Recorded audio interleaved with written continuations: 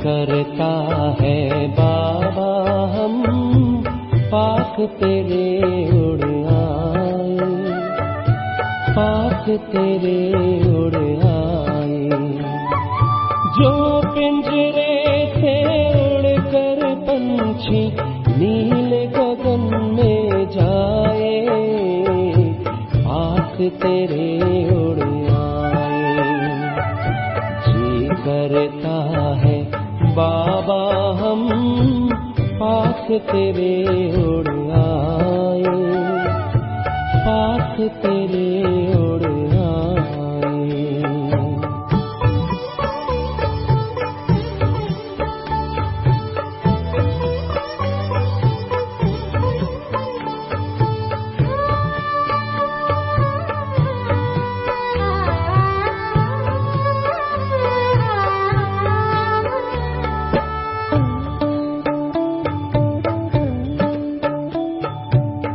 कोई शय ना भाती है अब याद घर की आती है, करे इशारा किरण तुम्हारी जैसे हमें बुलाती है।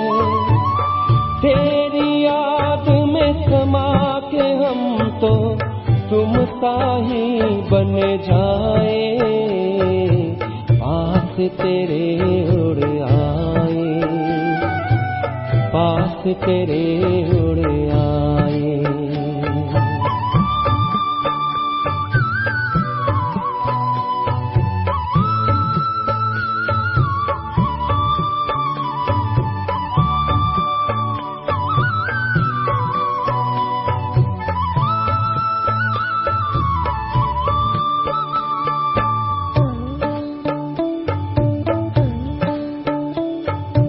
बस कुछ पल की बात है, फिर घर चलना साथ है। हाथ में हाथ तुम्हारे बाबा प्यार की बरसात है। संगम युग में संग में तेरे हर पल मिलन मनाए, पास तेरे उड़ आए, पास तेरे उड़ आए। ओम शांति। तो जैसे आप सबने अभी अभी ये गीत सुना कि बाबा आप दिल कहता है कि आपके वतन में उड़ करके चले आए, क्योंकि अब यह दुनिया भी सुखदायी नहीं है, दुखदायी है। इसलिए सबका दिल तो कहता है, लेकिन अगर हमारे संस्कार या हमारे अंदर कोई ऐसी नेगेटिव बातें होंगी तो चाहते हुए भी हमारा दिल, हमारा मन ऊपर बाबा की तरफ नहीं उड़ेगा। तो आज हम अपने अंदर जो भी कुछ किचड़ा रहा हुआ है, जो भी कुछ उस वतन में उड़ने के लिए जो घातक, या बाबा हमारे साथ क्यों नहीं रहता, या बाबा के साथ रहने के लिए हमें विशेष क्या पुरुषार्थ करना चाहिए, इसके ऊपर विशेष चर्चा करेंगे। हमारे अंदर के जो कड़े संस्कार वो हम कैसे निकालें, और पुरुषार्थ में हम आगे बढ़ने के लिए हम किस बात का हम पुरुषार्थ करें जिससे हमारा पुरुषार्थ बहुत अच्छा चले, इसके ऊपर विशेष चर्चा करेंगे। तो वैसे तो हमारे अंदर जो मुख्य जो कड़ा संस्कार है, उस कड़े संस्कार को सबसे पहले जानना जरूरी। और विशेष हमें वर्तमान समय दो बातों का विशेष पुरुषार्थ करना है। अगर जो योगी, जो पुरुषार्थी अगर इन दो बातों का पुरुषार्थ करेगा, उसके लिए पुरुषार्थ का मार्ग बहुत साफ हो जाएगा। पुरुषार्थ करने के लिए उसके अंदर की जो कठिनाई वो समाप्त हो जाएगी। तो दो बातों का पुरुषार्थ अर्थात पहला पुरुषार्थ है अपने अंदर कड़े संस्कार को समाप्त करना। दूसरा पुरुषार्थ है हमारा योग किस स्थिति से लगता है या कि कौन सी स्थिति आपको अच्छी लगती है, उसका ही हमें डीप में पुरुषार्थ करना, प्रैक्टिकल में लाना, ये है दूसरा पुरुषार्थ। तो सबसे पहले हम देखते हैं कि अपने अंदर का जो कड़ा संस्कार है उसको कैसे खत्म कर दे या उससे हमें क्या नुकसान है। तो सबसे पहले हमें कड़े संस्कार को जानने के लिए हमारे अंदर कैसे पता चलेगा कि ये मेरा कड़ा संस्कार है, तो उसको जानने के लिए हम अपने बचपन से लेकर के अब तक जो घटनाएं घटी, जो हमारे पास विघ्न आए, उस विघ्नों को थोड़ा पीछे जाकर के देखे। अब तक किस विकार ने या किस संस्कार ने मेरे अंदर गिरावट लाई है, मुझे ज्यादा तंग किया है। आप अपने घटी हुई घटना को याद करके पता करो, या अभी भी कौन सा ऐसा संस्कार है या कौन सा ऐसा विकार है जो इतना ज्ञान होने के बावजूद भी, प्रतिज्ञा करने के बावजूद भी वो बार बार रिपीटिशन होता है, न चाहते हुए भी 15 दिन, 20 दिन, 1 मास या कभी कभी बीच बीच में रिपीटिशन होता है। ऐसा आपका कौन सा कड़ा संस्कार है, उसको एक पर्सनल डायरी में लिखो, जो बचपन में भी था, ज्ञान से पूर्व में भी था, ज्ञान में आने के बाद भी है। ऐसा कौन सा संस्कार है जो आप न चाहते हुए भी आता है, उसको एक दिन एकांत में बैठ करके आप चेक करो और उसको एक डायरी में लिखो, और यही मेरा कड़ा संस्कार है, उसको रियलाइज करो। और उसी संस्कार को निकालने के लिए आपको जो ज्ञान चाहिए, ज्ञान के कौन से पॉइंट्स चाहिए आपको, तो जिस प्रकार का आपका वो कड़ा संस्कार है उसको ही निकालने के लिए युक्तियां, उसको ही निकालने का ज्ञान आपको चाहिए, और ज्ञान की आपको कोई जरूरत नहीं। क्यों? क्योंकि जैसी किसी की जो बीमारी होती है, उसी बीमारी की अगर वो दवाई लेगा तो ही उसकी बीमारी वो खत्म होगी, अन्यथा वो बीमारी उसकी खत्म नहीं होगी। जैसे समझो किसी को खांसी है, तो खांसी वाला पेशेंट कौन सी दवाई लेगा? खांसी की ही दवाई लेगा ना। अगर खांसी वाला पेशेंट समझो सिर दर्द की दवाई लेगा तो उसकी बीमारी खत्म होगी? नहीं होगी। इस प्रकार किस प्रकार की हमारी बीमारी है, उसी प्रकार के हमें क्या करना है, पॉइंट्स लेना जरूर है, उसी प्रकार का ज्ञान लेना जरूर है। तब वो संस्कार धीरे धीरे क्या हो जाएगी, खत्म हो जाएगी। और हमें एक पर्सनल डायरी बना करके अब तक उस संस्कार के बारे में बाबा ने मुरली में क्या क्या कहा है, उसको क्या करो, नोट करो।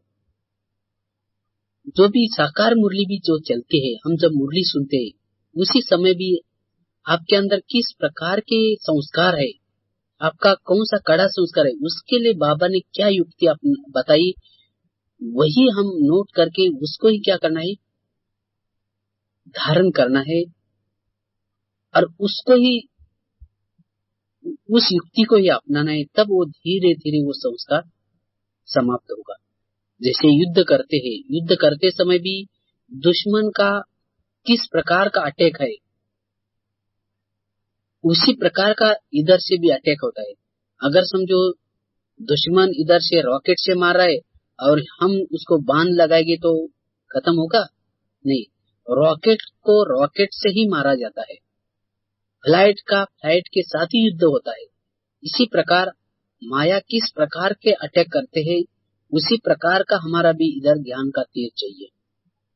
अगर समझो माया काम विकार के द्वारा अटैक कर रहे हैं और हम लोभ का पॉइंट बुद्धि में धारण करके उस समय लोभ के पॉइंट रिपीटेशन करेंगे तो विजय किसकी होगी?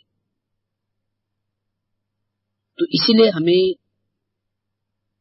गहराई से चेक करना है कि हमारे अंदर किस प्रकार के कड़े संस्कार है, किस प्रकार की माया है। सिर्फ बाबा कहते ना, माया के भी नॉलेजफुल बनो। अर्थात जो आने वाली हमारे ऊपर माया अटैक करने वाले किस प्रकार के संस्कार से हम पराजित होते हैं, उसका ही नॉलेज देना। उसके लिए जैसे आपको कहा कि एक तो पर्सनल डायरी बनाओ, उसके लिए अव्यक्त मुरली में जो बाबा ने कहा है, ये साकार मुरली में जो भी बाबा कहते हैं, उस सब बातों को नोट करो। उसके साथ साथ निकालने के लिए और दूसरी युक्ति है, जो भी आपके पास सीनियर भाई बहने आते हैं, उन भाई बहनों से उन बातों के बारे में जो अनुभव है, वो अनुभव हमें क्या करना है, लेना है। हम कहेंगे अगर हम किसी को अपने अंदर का कड़ा संस्कार बताएंगे तो वो भाई बहने हमें उस दृष्टि से देखेंगे। अगर आपको डायरेक्ट बताने की अगर शर्म आती होगी तो भी आप क्या करो, उसको इनडायरेक्टली कहो कि भाई मेरे अंदर किसी के अंदर समझो ये ऐसा ऐसा संस्कार है, उसको निकालने के लिए आपकी क्या राय है। तो ऐसे हमें क्या करना है, हमारे अंदर के जिस प्रकार के कड़े संस्कार है उसको निकालने के लिए, उसको समाप्त करने के लिए क्या पुरुषार्थ होता है, उन्होंने क्या पुरुषार्थ किया, ये सब युक्तियां इकट्ठे करके उसको आप अपनाओ तो धीरे धीरे वो संस्कार क्या हो जाएगा, समाप्त हो जाएगा। अगर वो संस्कार रह गया तो यही संस्कार हमें अंतिम समय भी पराजित करेगा, ये कभी भी हमें नहीं भूलना है। जैसे युद्ध भी जब करते हैं, युद्ध करते समय क्या करते हैं, क्योंकि अभी हमारा अंतिम युद्ध का प्रहार चल रहा है, तो अंतिम प्रहार में हमें क्या करना है, रावण को अच्छी तरह पूरा ही समाप्त करना है। अगर इसमें से रावण बच गया तो फिर हमारी पराजय होगी। जैसे राम और रावण का युद्ध चलता है, वो युद्ध में क्या होता है, राम क्या करता है, स्टार्टिंग में रावण का एक सिर काटता है, फिर दूसरा काटता है, फिर तीसरा काटता है, फिर चौथा, लेकिन वो दोबारा वापस क्या होता है, जुट जाता है। राम परेशान हो जाता है, वो सोचता है कि आखिर क्यों नहीं मर रही है। जब उसको पता चलता है कि इसका जो मरने का स्थान है वो है नाभि, जब वो नाभि में तीर लगाना शुरू करता है तो 2-3 तीर में ही मर गया। अगर यही बात उसको पहले पता होती तो इतना युद्ध करने की उसको जरूरत थी नहीं, पहले ही मर जाता। तो इस प्रकार हमें भी क्या करना है, रावण टोटल मरने का स्थान है उसका ढूंढो, मरने का स्थान कौन सा है। तो रावण हमारे अंदर का टोटल रावण मरने का स्थान है मुख्य कमजोरी, जहां से रावण की प्रवेशता होती है हमारे अंदर, वो उसकी मुख्य कमजोरी पकड़ो और उस कमजोरी के ऊपर ज्ञान के तीर लगाओ। जितना वो वहां ज्ञान के तीर लगाएंगे उतना टोटल रावण मर जाएगा। नहीं तो अगर हम समझो युद्ध करते हैं, युद्ध करते समय समझो कोई युद्ध की 2 सेना होती है, एक साइड पर होते हैं, दूसरे साइड पर दूसरे होते हैं, और दोनों में मेन एक योद्धा होता है। और जो सैनिक है, वो सैनिक क्या करते हैं, अपना जो मेन है उसको क्या करते हैं, छिपा करके पीछे रखते हैं ताकि वो मरे नहीं जल्दी। अगर वो मर गया तो उसकी हार गई उस सेना की, तो इसीलिए उसको पीछे रखते हैं। इसीलिए रावण माया भी क्या करते हैं, ये बहुत चालाकी से युद्ध करते हैं। हमें भी क्या करना है, ये युद्ध की ये नीति अपनाना है। युद्ध में जो नीति चलते है वही नीति यहाँ अपनाना है। तो हमें क्या करना है, हमारे अंदर जो मेन कड़ा संस्कार है वो हमारा वास्तव में सच दुश्मन है, तो हमें उसको हराना है। बाकी छोटी छोटी जैसे इधर अर्जुन है और इधर दुर्योधन है, तो या समझो इधर भीम और दुर्योधन, तो भीम क्या करेगा, अपना जो तीर चलाएगा वो तीर किसके पर चलाएगा, दुर्योधन के ऊपर ही चलाएगा। बाकी उसके साथ और भी दुश्मन छोटी छोटी सैनिक भी प्यादे वगैरह लड़ रहे होते, लेकिन उसको कभी भी वो नहीं मारेगा, क्योंकि उसको मार कर उसको क्या फायदा है। उसको मारना है, अगर उसको मारने में उसका टाइम वेस्ट है तो इसलिए वो उसको मारता है। अगर समझो दुर्योधन को उसने हराया, वो मर गया, तो बाकी जो लड़ रहे वो अपने आप क्या करेंगे, वहां से भाग करके वापिस चले जाएंगे। तो इसलिए वो उसको ही दुर्योधन के ऊपर ही तीर चलाता है। इसी प्रकार हमें भी क्या करना है, हमारे अंदर का जो मेन मुख्य कड़ा संस्कार है उसके ऊपर ज्ञान करके तीर चला करके उसको समाप्त करो। अगर वो समाप्त किया तो ऑटोमेटिकली बाकी जो छोटे छोटे रहे हुए बातें है, छोटे छोटे जो संस्कार है, वो अपने आप युद्ध छोड़ करके, रंग छोड़ करके भाग जाएंगे, या एक तो शरण आएंगे या एक तो भाग जाएंगे। अगर हमने समझो मेन संस्कार को मारना छोड़ दिया और छोटी छोटी बातों में ही मारने में बिजी लगे रहे, तो समझो जब वो बड़ा संस्कार, कड़ा संस्कार देखता है कि मेरा बहुत नुकसान हो रहा है, तो वो क्या करता है, अपना एक दो तीर चलाता है ताकि हमारी फिर पराजय होते है, अर्थात वो संस्कार आकर के अटैक करता है। तो जितने हमने छोड़े हुए संस्कार है, छोड़ी हुई छोटी छोटी बातें, वो बातें क्या होते हैं, फिर दोबारा जिंदी हो जाते हैं, दोबारा फिर रिपीटेशन होते हैं। फिर हम सोचते हैं, अरे ये तो मैंने 1 साल से छोड़ा था इस बात को, लेकिन ये कैसी रिपीटेशन हो रहे, क्यों हो रहे? क्योंकि हमने जो युद्ध की जो नीति है, वो नीति ही क्या कर दिया, गलत प्रयोग कर दिया। और उसके कारण फिर दोबारा जो मरी हुई बातें हैं, जो कुछ छोड़ी हुई बातें थी, वो दोबारा क्या हो गई, रिपीटेशन होना शुरू हो गई। तो इसीलिए हमें क्या करना है, हमारे अंदर का जो मेन संस्कार है उसको समाप्त करने का विशेष पुरुषार्थ करना है। ये युद्ध की नीति अगर हम यहाँ अपनाएंगे तो हम युद्ध में कम समय में टोटल रावण को अभी मार सकेंगे। नहीं तो अगर हम छोटी छोटी बातों में निकालने में अगर बिजी रहेंगे तो फिर हमारा कड़ा संस्कार अंतिम समय तक क्या हो जाएगा, रहेगा, और यही संस्कार हमें अंतिम समय में पराजय कराएगा। तो इसलिए हमें क्या करना है, कड़े संस्कार को समाप्त करना है। और कड़े संस्कार को निकालने के लिए पहले किस प्रकार का संस्कार है ये जांच करके उस संस्कार के बारे में वैराग अंदर से निर्माण करो। जब तक उस संस्कार के बारे में वैराग निर्माण नहीं होगा तब तक वो संस्कार समाप्त नहीं होगा। जैसे युद्ध में दिखाते हैं ना, जब अर्जुन क्या करता है, एक बार युद्ध की तैयारी करने के लिए बैठता है और बाण और जो तीर है उनको घिसता है, उसको धार लगाता है। उसी समय उसको युद्ध की प्रेरणा आने के लिए वो क्या करता है, अपनी घटी हुई घटना को याद करता है। वो सोचता है इस दुर्योधन ने मेरे साथ क्या क्या किया है, मैं उसको अभी जिंदा नहीं छोड़ूंगा। तो और उसका खून गर्म हो जाता है और उसको जोर से वो बाण को और तलवार को घिसना शुरू करता है। उसको याद करता है कि मेरे द्रौपदी का उसने चीरहरण किया, मैं उसको जिंदा नहीं छोड़ूंगा, और उसको क्या करता है, जोर जोर से वो घिसता रहता है।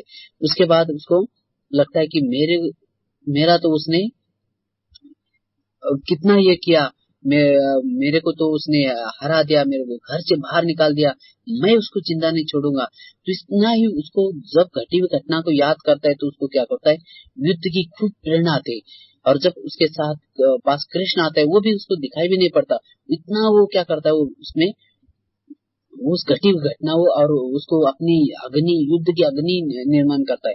इसी प्रकार हमें भी क्या करना है, उस विकार को समाप्त करने के लिए, उस विकार को खत्म करने के लिए अंदर से प्रेरणा ही जागृत करने कि मुझे इस विकार ने, जो भी आपके अंदर कड़ा संस्कार है, समझो आपके अंदर कड़ा संस्कार है कि काम विकार, तो आप याद करो कि इस विकार ने मेरे साथ क्या क्या किया है, मैं उसको जिंदा नहीं छोड़ूंगा।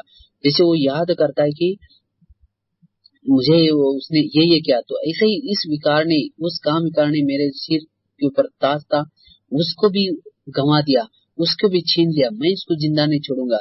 मेरा तो पूरा सोने के महल थे, वो भी गंवा दिया, मैं इसको जिंदा नहीं छोड़ूंगा। तो हमें क्या करना है, उसके बारे में अंदर से वैराग निर्माण करना है। जितना विकारों का वैराग निर्माण करेंगे, जितना उसके बारे में घृणा निर्माण करेंगे, उतना वो संस्कार धीरे धीरे खत्म हो जाएगा, निकाल सकेंगे। और उस इसे दिखाते ना, रामायण में दिखाते, जब सीता सामने आती है तो रावण सामने आता है सीता के, तो रावण सीता क्या करते हैं, अपना सिर फेर लेते हैं, माना मुंह फेर लेते हैं, उसको देखने की उसकी इच्छा भी नहीं होती। तो ऐसे भी हमें भी क्या करना है, जब भी उस विकार के बारे में कोई भी घटना, कोई भी बात, कोई भी जैसे काम विकार अगर महाशत्रु है, तो उसके बारे में कोई भी बातें जब आते हैं सामने, जैसे हम समझो कोई गंदी चित्र है, टीवी है, या कोई सीनरी है, ऐसी आते हैं, तो उसके बारे में हमें मुंह फेर लेना, अर्थात उस रावण का अपमान करना। अगर हम देखते रहेंगे तो रावण के साथ, दुश्मन के साथ क्या किया, दोस्ती क्या, फिर धीरे धीरे वो क्या हो जाएगा, अंदर प्रवेश कर देगा। तो इसीलिए हमें उस कड़े संस्कार के बारे में अंदर से घृणा निर्माण करना है और अंदर एक अपने एक पर्सनल डायरी बना करके लिखना है कि इस विकार ने मेरे साथ क्या क्या किया है। अगर फिर भी मैं ज्ञान मिलने के बाद भी अगर उस विकार के वश होता हूँ तो मेरे क्या हाल हो जाएगी, मेरे को क्या पद मिलेगा, मेरे कैसा होगा। तो जितना उसका मनन चिंतन करेंगे, जितना अगर उसके बारे में घृणा नुकसान की बातें याद करेंगे, तो उतना ही उस विकार के बारे में क्या हो जाएगा, वैराग निर्माण होगा, उतना ही उस विकार को निकाल सकेंगे। इस तरह से हमें क्या करना है, अपने अंदर के कड़े संस्कार को निकालने के लिए विशेष वैराग निर्माण करना जरूरी है। और हमें क्या करना है, उस कमजोरी को खत्म करने के लिए, जैसे दिखाते ना, जब शायद युद्ध करते समय क्या करते हैं, जब दुर्योधन और भीम का युद्ध होता है, तो दुर्योधन की जो कमजोरी थी, वो कमजोरी कहाँ थी, जांग में। तो वहां ही क्या करता है, वो गधा लगाता है। तो इसी तरह हमारे अंदर जो मुख्य कमजोरी, वहां अगर हम ज्ञान की गधा लगाएंगे तो टोटल रावण, टोटल दुर्योधन क्या हो जाएगा, समाप्त हो जाएगा, सब टोटल और सब दुर्गुण समाप्त हो जाएगा। तो इसीलिए हमें ये विशेष युक्ति अपनाने, और रोज हम क्या करें, उस अगर वो संस्कार हमारे अंदर है तो आप बाबा को सुनो, सवेरे उठते हैं उस समय बाबा को सुना, बाबा को सुनाने से भी क्या हो जाएगा, बाबा हमें रोज युक्तियां बताएगा उस निकालने के लिए। अगर हम बाबा को सुनाएंगे नहीं संस्कार के बाद, इसी बाबा कहते हैं आपको जो भी कुछ बीमारी है मुझे सर्जन को बताओ, क्योंकि सर्जन आपको, और ये बताने का टाइम है अमृत वेला। जैसे कोई हॉस्पिटल होता है, वो हॉस्पिटल में जब वार्ड में डॉक्टर आने का एक समय फिक्स होता है, और उसी समय वो क्या होता है, आता है, जब डॉक्टर आता है उस समय पेशेंट क्या करता है, उठ करके अपनी जो भी बीमारी है वो बीमारियां क्या करता है, बता देता है कि मेरे अंदर ये बीमारी है, मेरे अंदर ये। अगर जब डॉक्टर वार्ड में आया है और पेशेंट आराम से वहां सोया है, या समझो उठा भी है लेकिन उठ करके झुटका लगा रहे, तो उस समय डॉक्टर को लगेगा देखो मैं इतना दूर से आया हूँ और ये तो आराम से झुटका लगा रहा है या सो रहा है, तो वहां से निकल करके चला जाएगा अगले पेशेंट को चेकिंग करने के लिए। या समझो कोई पेशेंट उठा है, उठ करके आराम से वहां डॉक्टर को ही देखते रहा या आंख बंद किया है, तो उसको डॉक्टर को कैसा लगेगा। इसीलिए पेशेंट जब आता है, वो डॉक्टर जब आता है तो पेशेंट ये थोड़ी सोचता है कि ये तो डॉक्टर है ना, सब कुछ जानता है ना, मेरे को क्या क्या बीमारी है, लेकिन नहीं, वो थोड़ी दवाई देगा। वो डॉक्टर पहले पूछता है कि आपको क्या क्या तकलीफ है, वो तकलीफ जो बताएगा पेशेंट उसी अनुसार वो दवाई देता है। तो डॉक्टर को थोड़ी कहा जाता है कि तुम जानो ना मेरे अंदर क्या क्या बीमारी है, नहीं। अगर कोई समझे पेशेंट आए, उसको कोई बीमारी भी नहीं होगी, कुछ तकलीफ भी नहीं होगी, तो क्या गूंगा होकर के बैठता है, नहीं। वो बोलता है कि डॉक्टर साहब आपने जो भी मुझे दवाई दी उसे मैं एकदम ठीक हूँ, मुझे कोई तकलीफ नहीं। तो डॉक्टर को खुशी हो जाएगी ना, डॉक्टर को लगेगा वाह मेरी दवाई का इसके ऊपर कुछ असर पड़ गया, वो खुश हो जाएगा। इसी प्रकार हमें भी क्या करना है, जब वार्ड में डॉक्टर आने का जैसा समय फिक्स होता है, तो इस सृष्टि रूपी वार्ड में शिव बाबा सर्जन आने का एक समय फिक्स है, 2 से 5 बजे तक इस वार्ड में आकर के सभी पेशेंट की बेड पर आकर के चक्कर लगा करके सबको देखता है। उसी समय हमें बाकायदे उठ करके क्या करना है, अपनी बीमारी बताना जरूरी है।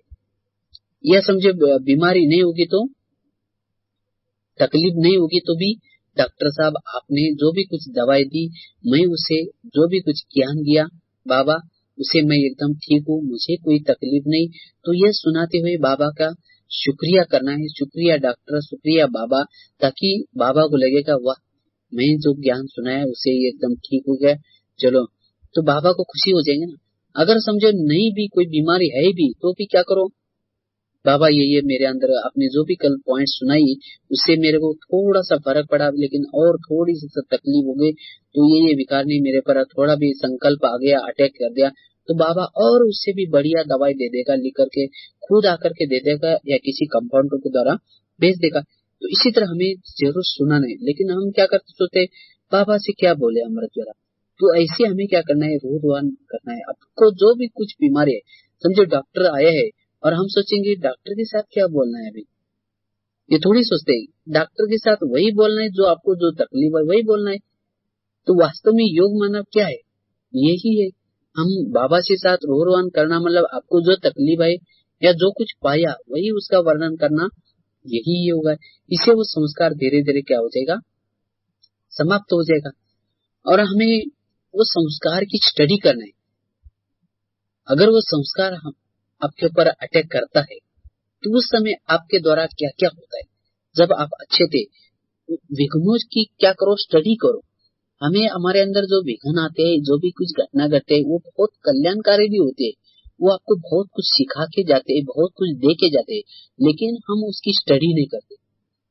हम सोचते हैं ये ऐसा क्यों हो गया, लेकिन नहीं। जब कोई वो विकार आपके ऊपर अटैक करता है, जब विघ्न आता है, तो उस समय आप जब अच्छे थे, बहुत अच्छे थे, आपकी स्थिति अच्छी थी, माना पीछे पीछे जाओ, जब आप अच्छे थे, लेकिन उस समय क्या हो गया, आपने क्या देखा या क्या सुना, तब वो आपका संकल्प चला, तब वो विकार धीरे धीरे आपके अंदर एंट्री किया, या कौन सी आपने कमजोरी की, तब वो विकार अटैक किया, कौन सा श्रीमत आपने उल्लंघन किया।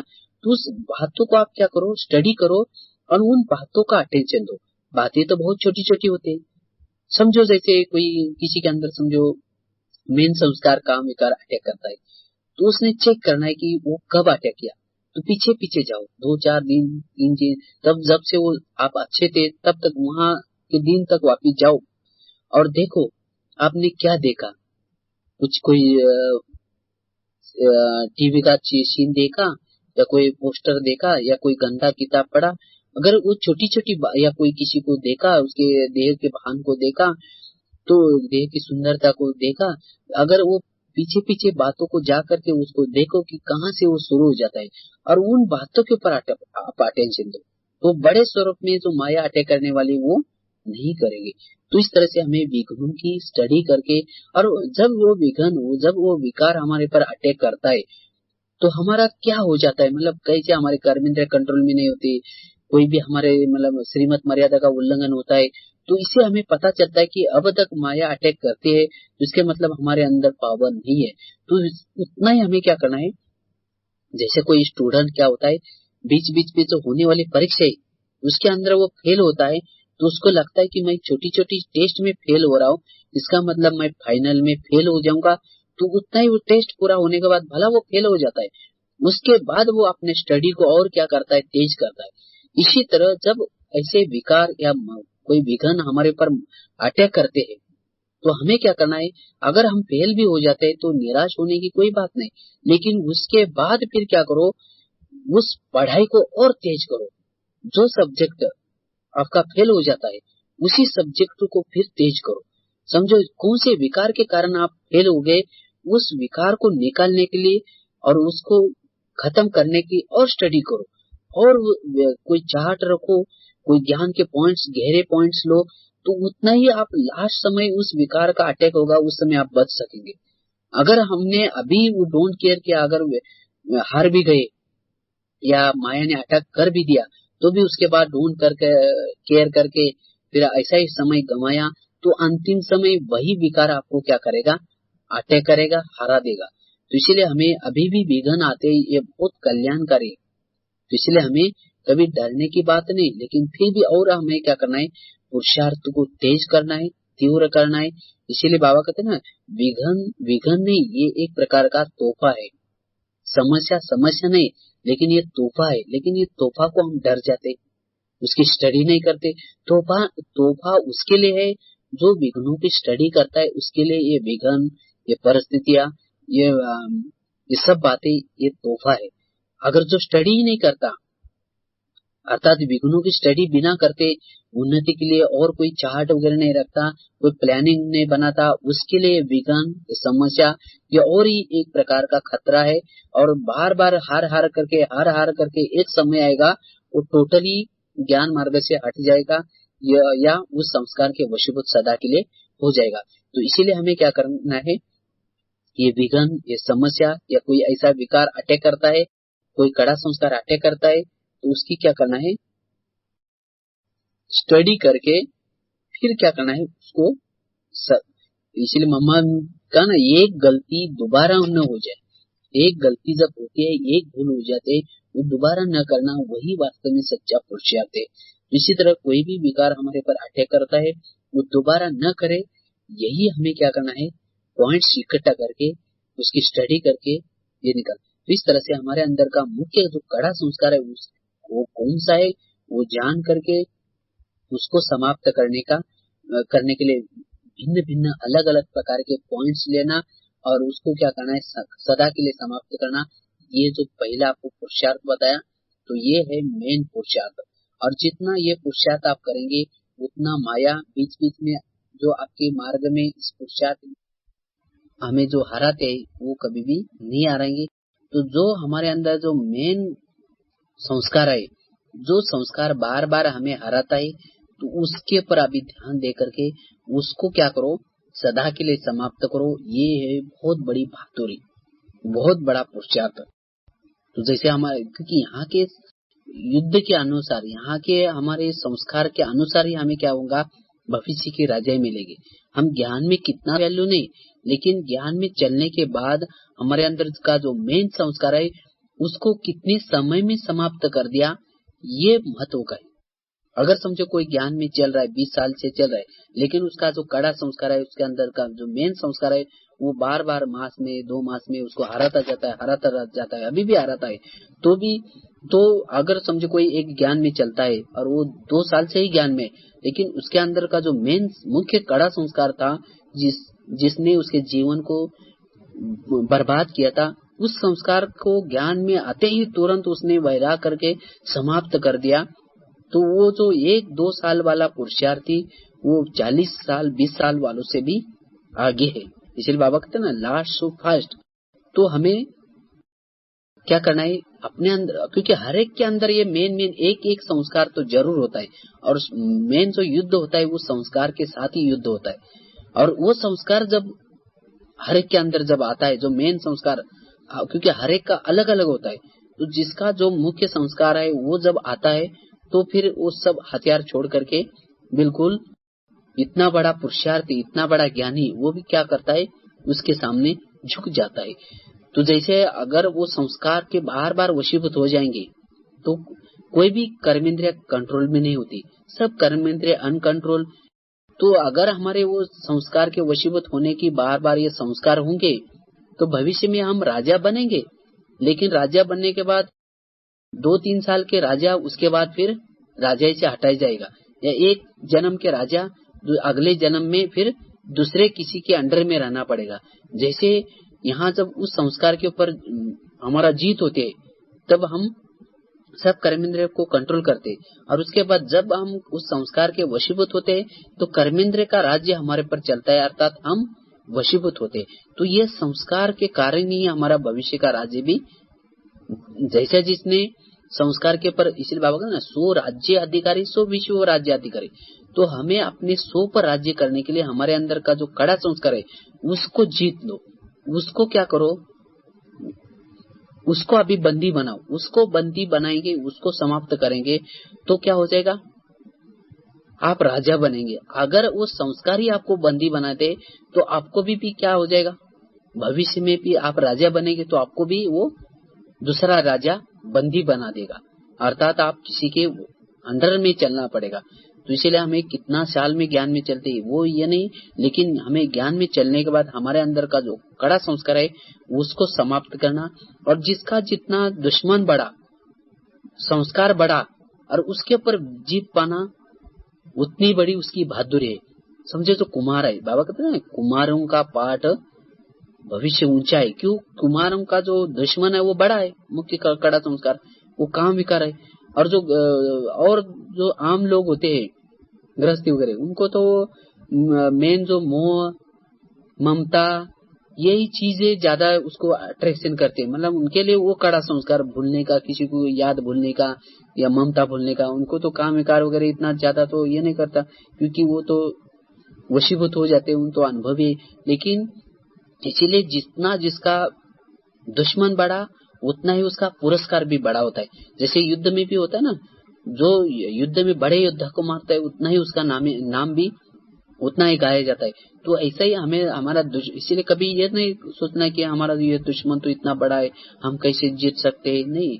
लेकिन हमें जितना दुश्मन बड़ा उतना ही हमारा इनाम भी बड़ा है, पद भी बड़ा है, तो इसलिए कोई घबराने की कोई जरूरत नहीं। तो इस तरह से हमें अपने अंदर का जो कड़ा संस्कार है उसको जान करके, उसको पहचान करके, उसको सदा के लिए अगर समाप्त करेंगे तो हमारे योग साधना में जो बीच बीच में विघ्न पड़ते हैं वो विघ्न हमें नहीं पड़ेंगे, हमारी एक रस अवस्था चलेगी।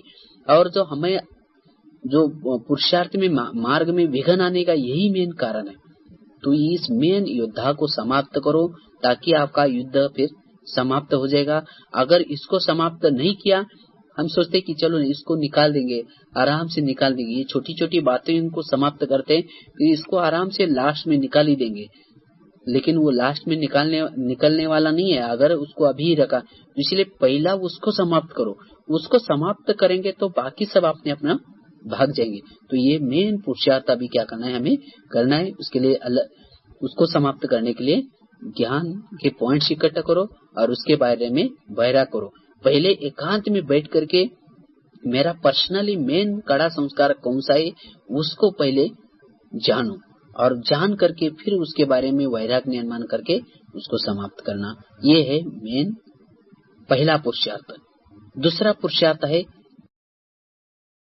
आपको इस ज्ञान मार्ग में कौन सी स्थिति अच्छी लगती है।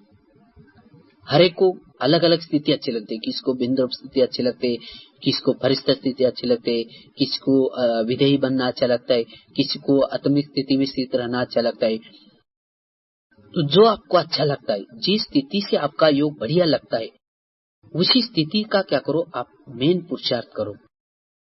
तो जो पुरुषार्थ आपको अच्छा लगता है उसका ही डीप में अभ्यास करना, ये है दूसरे टाइप का मतलब दूसरा पुरुषार्थ। क्योंकि हर एक को अलग अलग स्थिति अच्छी लगती है। क्यों अलग अलग स्थिति अच्छी लगती है? क्योंकि कल पहले जिसने जिस स्थिति का पुरुषार्थ किया था, जिस स्थिति से अभ्यास करके माया पर जीत पाया था, वही स्थिति इस कल्प में भी उसको अच्छी लगेगी। और इसके लिए समझो कोई क्लास कराता है, कोई ये मुरली बाबा कोई चलाता है, तो जिसको जो अच्छा लगता है उसी बारे में अगर उसी दिन पॉइंट्स आएंगे, उसको लगेगा वाह आज मजा आ गई, आज बहुत अच्छा क्लास था, बहुत अच्छा बाबा की मुरली थी। या ऐसा क्यों? क्योंकि जिसको जो अच्छा लगता है उसी प्रकार से अगर मिल जाता है माल पानी, तो क्या होता है, बहुत अच्छा लगता है।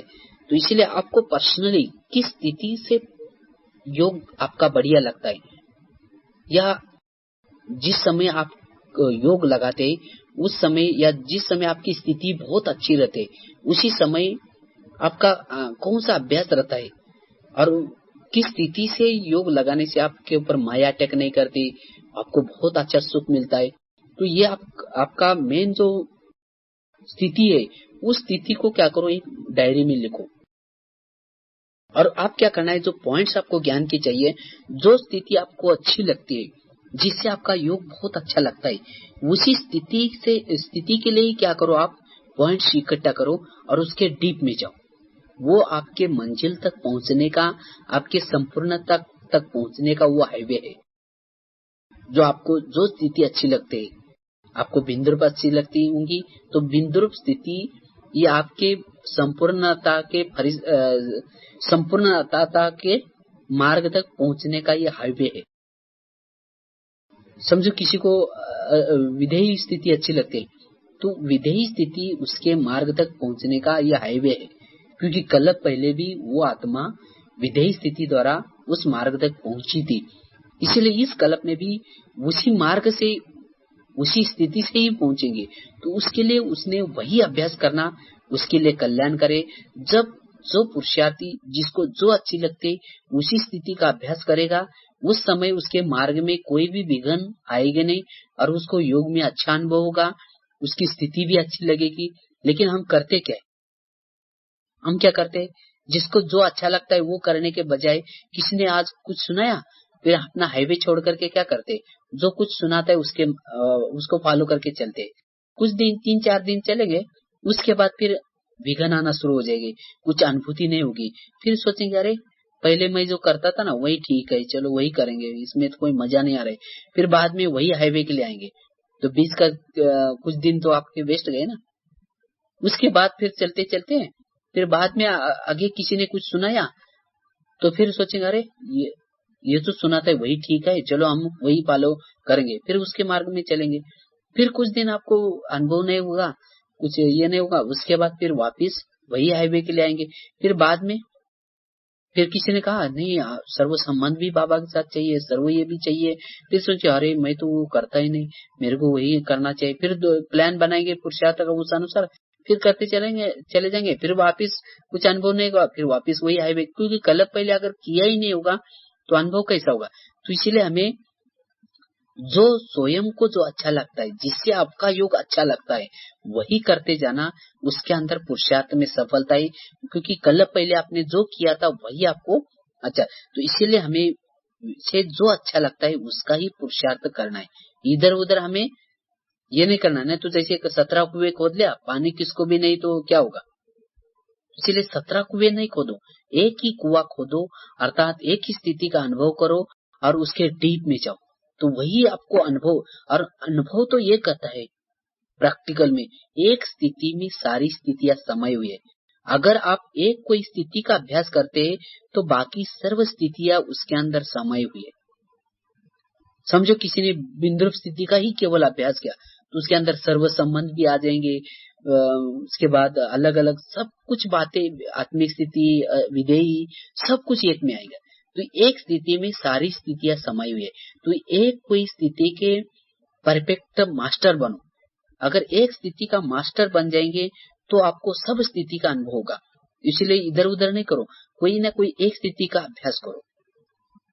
और कोई जो आपको स्थिति अच्छी लगती उसके लिए आप क्या करो, भले क्लास सुनो, भले सबका सुनो, लेकिन आपके स्थिति के लिए उन्होंने क्या सुना है उतना ही कैच करो, बाकी सब बातों को भूल जाओ और उसी बातों को प्रैक्टिकल में लाओ तो आपको मदद।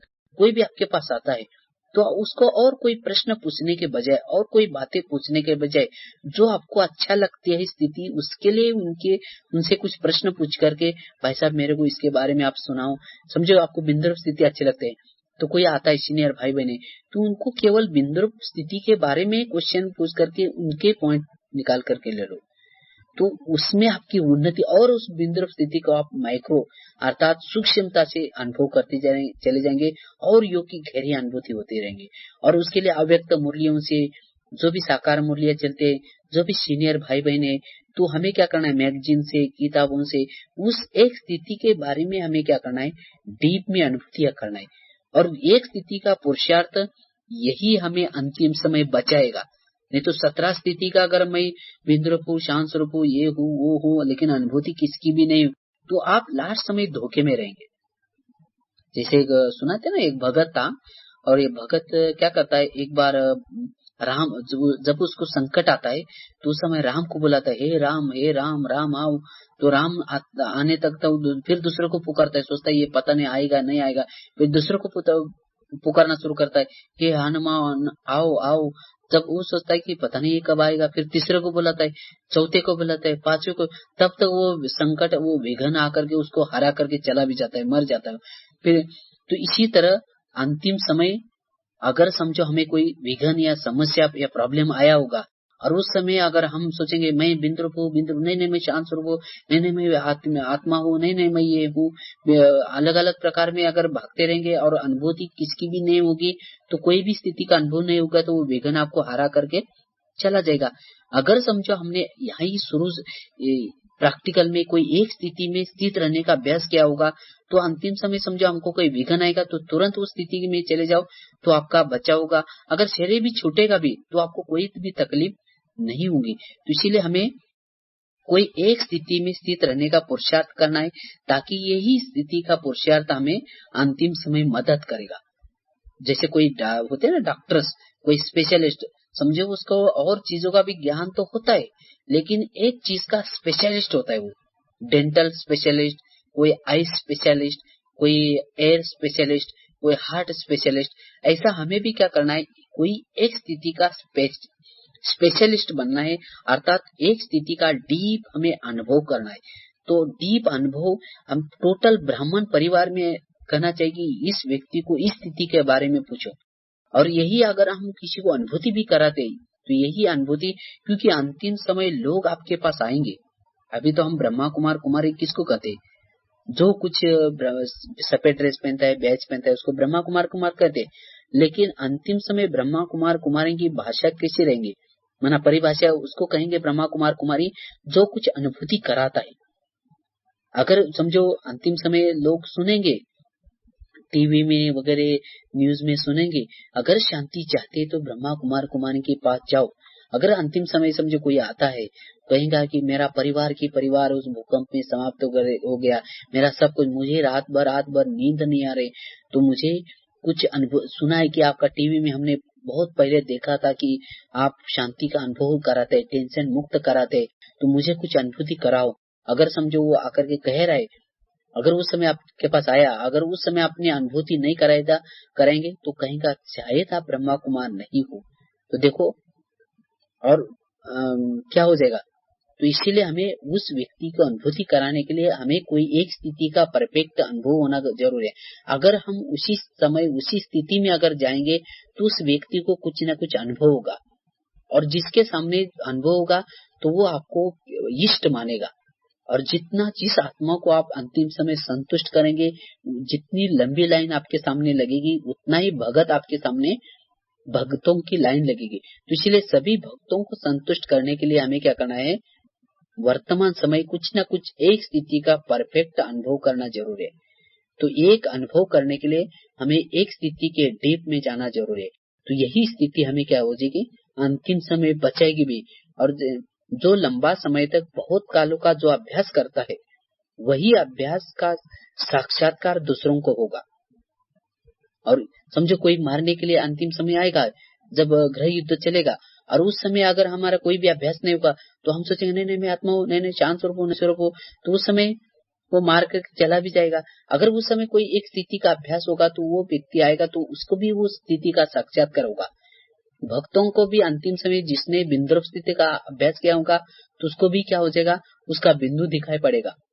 किसने अलग अलग सोमानों के अभ्यास किए होंगे तो उसी सोमानों के अभ्यास होंगे। तो इसलिए हमें कोई ना कोई एक स्थिति का बहुत काल का अभ्यास होना आवश्यक है, और यही अभ्यास हमें बचाएगा, और यही अभ्यास के द्वारा हम साक्षात्कार भी औरों को करा सकेंगे। तो इसलिए हमें जो स्थिति अच्छी लगती है, जिससे हमारा योग अच्छा लगता है, वही एक स्थिति का अभ्यास करना जरूरी है, और इसके लिए अलग अलग प्रकार से पॉइंट्स लेना जरूरी है।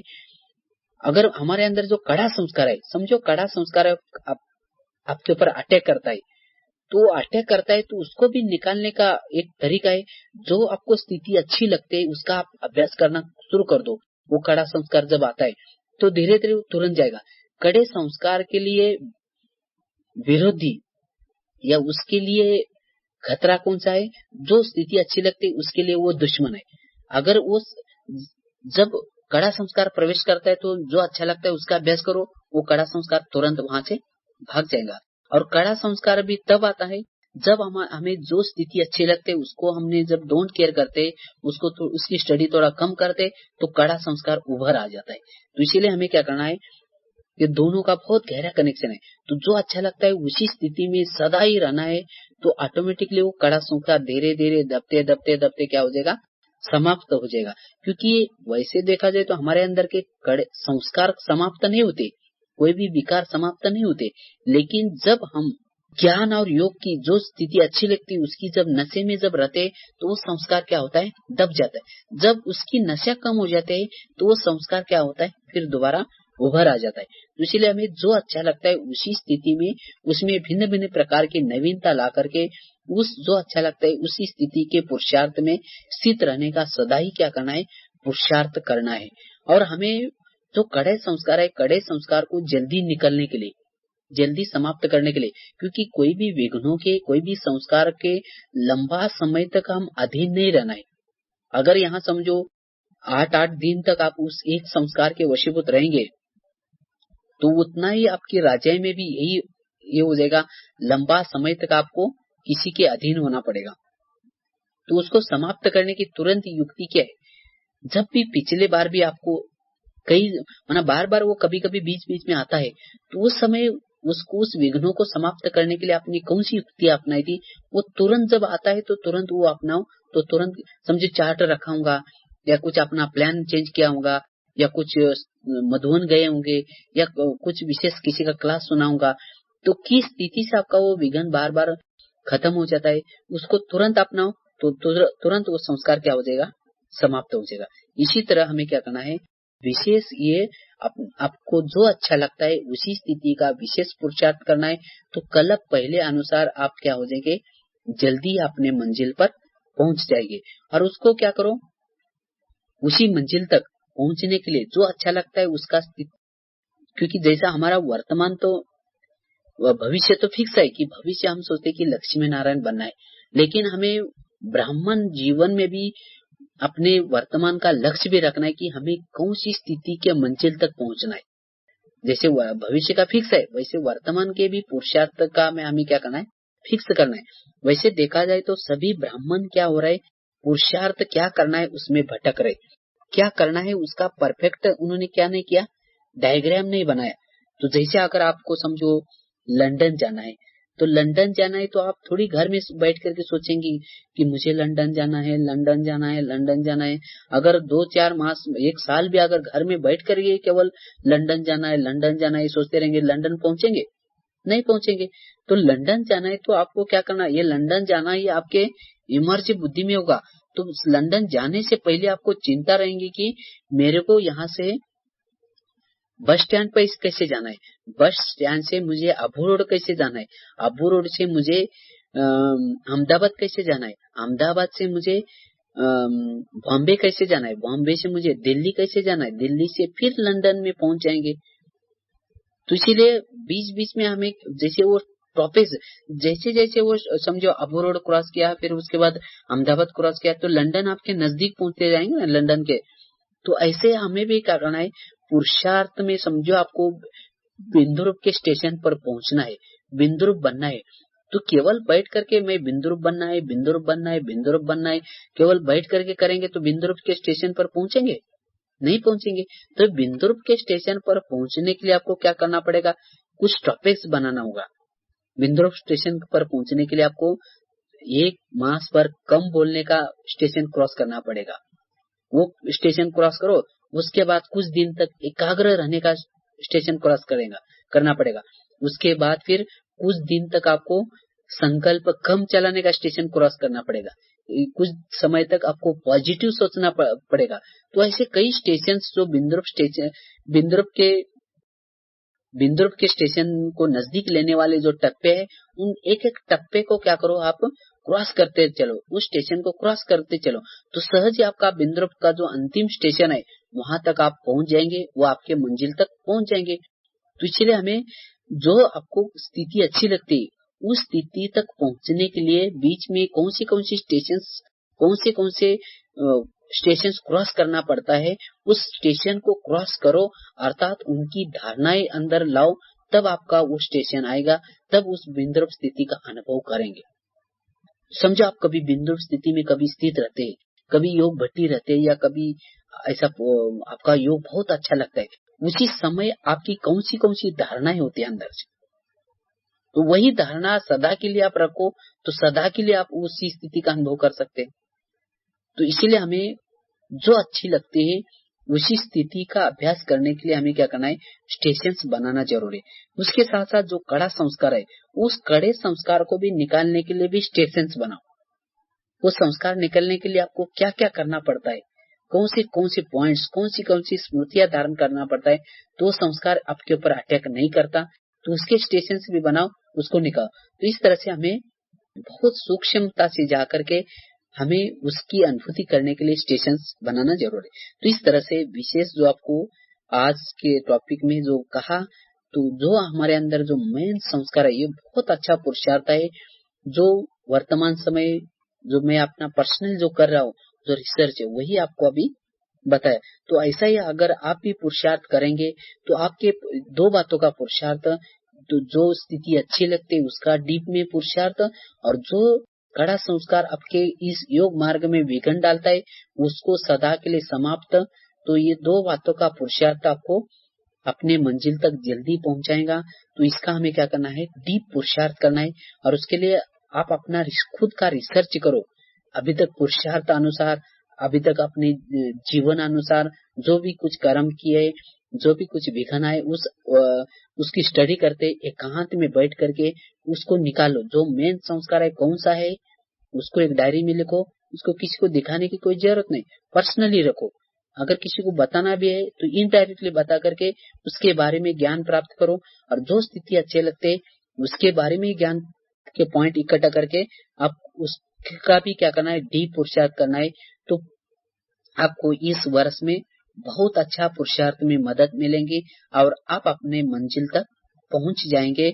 और जब हमारा जो इन 2 बातों का पुरुषार्थ करेंगे तो बहुत अच्छी रिजल्ट लगेगी, बहुत अच्छा हम योग की अनुभूति कर सकेंगे। तो क्योंकि योग में ये 2 बातें ही बहुत, मतलब 2 बातों का पुरुषार्थ ये बहुत सहायक करेगा। योग में आपको जो समझ विघ्न आता है उसको समाप्त करेंगे, और जो अच्छा लगता है उसका पुरुषार्थ करेंगे तो समय से पूर्व आप क्या करेंगे, अपने स्टेशन तक पहुंच जाएंगे, योग में अनुभूति भी करेंगे। इसके लिए जो भी आपको युक्तियां बताई उस अनुसार करना। ठीक है, समझ में आया ना। तो इस तरह से हमारे अंदर का जो इस युद्ध में एक अपना कड़े संस्कार को हराओ, बाकी छोटी छोटी बातें अपने आप भाग जाएंगी। क्योंकि अभी छोटी छोटी बातों को समाप्त मारने का समय नहीं, अभी टोटल रावण को हमें क्या करना है, समाप्त करना है। और समाप्त करके जो 21वीं पीढ़ी आ रही, अगला साल आ रहे, तो उस अगले साल में हमें क्या करना है, प्रवेश करना है। ठीक है।